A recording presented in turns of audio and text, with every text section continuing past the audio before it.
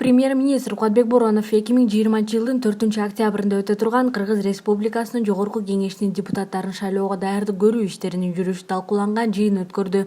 Өкмөт башчы вице-премьер-министр Акрам Адумаров жетектеген шайлоо комиссияларын уюштуруу маселелерин кароо жана материалдык техникалык жактан камсыздоо боюнча иш алып бара турган республикалык штаб түзүлгөнүн белгиледи.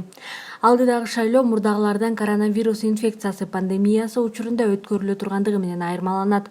Бул масштабдуу саясий окуя жогорку деңгээлде уюштурууну талап кылат жана шайлоо участкаларында эпидемиологиялык коопсуздукту камсыз кылуу жана жарандарга вирустун жугушун алдын алуу боюнча иш-аракеттерди көрүү шарт. Биздин алдыбызда шайлоону ачык жана таза өткөрүү үчүн бардык шарттарды түзүү маселеси турат, деди Кубатбек Боронов. Учурда 2464 шайлоо тилкеси бар. Анын 44-ü чет өлкөлөрдө, 54 аймактык шайлоо комиссиясы түзүлүп, алардын курамы бекитилди. Алдын ала тизмеге 3.428.873 адам кирди. Онлайн режимде өткөн жыйында Кыргыз Республикасынын шайлоо жана референдум өткөрүү боюнча Борбордук шайлоо комиссиясынын төрайымы Нуржан Шайылдабекова баяндама жасап, ал жалпы республика боюнча парламенттик шайлоо өткөрүүгө даярдык көрүү иштери толук кандуу жүрүп жатканын белгиледи.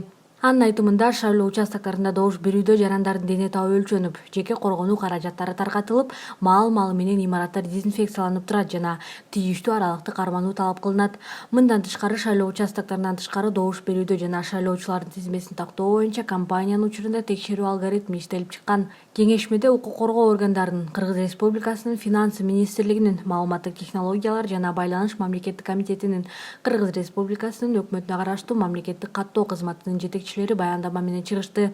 Премьер-министр мамлекеттик тармактык органдарга, анын ичинде коомдук тартипти, кибер коопсуздукту камсыздоо, уюштуруу маселелерин ишке ашыруу боюнча бир катар тапшырмаларды берди.